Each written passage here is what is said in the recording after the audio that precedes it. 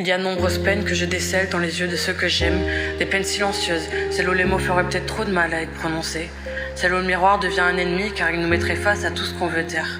On peut se maquiller, cacher la douleur par des artifices, on peut sortir en soirée, essayer d'oublier ce qui nous attriste. Mais même muette, la douleur consume lentement, plus qu'on ne veut le prétendre. C'est une douleur assassine, ce silence, cette distance qu'on met entre soi et soi, entre qui nous voulons être et ce qu'on ressent vraiment. Mais on se tait encore et encore, par peur d'être découvert, peur des représailles, par peur que les mots rendent la douleur plus réelle qu'elle ne l'est déjà. Ou par peur que nos plus silencieux tourments soient utilisés contre nous une fois dit à voix haute. Par honte peut-être de ressentir, comme si nous devions tous être insensibles.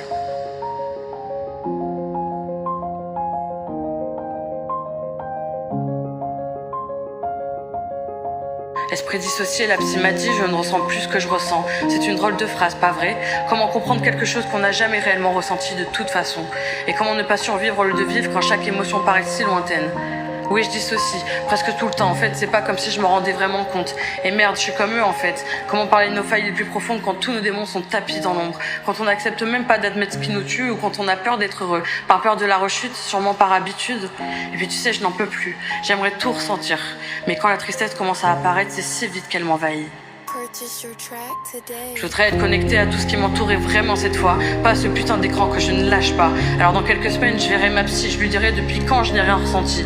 Mais je n'ai presque plus aucun souvenir, alors ce sera sûrement approximatif. Je ne compte plus les masques que j'ai portés, de tous les rires que j'ai forcés, tant de larmes que j'ai coulées, il faudrait que je naisse à nouveau pour pouvoir tout recommencer. Ça ne devrait même pas avoir d'importance. La réalité, c'est que je suis dans cette foutue vie et qu'un jour, je vais devoir apprendre à m'aimer comme je suis, à me relever, à dégager tous ces putains de blocages qui m'empêchent d'être moi. Peut-être que je ressentirai trop. Peut-être qu'il faudrait parfois que je pèse mes mots. Mais si mon rire dérange, si ma personne leur paraît étrange, qu'en ai-je bien à faire de ce qu'ils en pensent? Pourquoi ce vide s'est installé en moi? La psy, dites-moi pourquoi je ne ressens pas. Quelles barrières se sont tissées dans les profondeurs de mon âme? Et quand pourrais-je enfin être moi?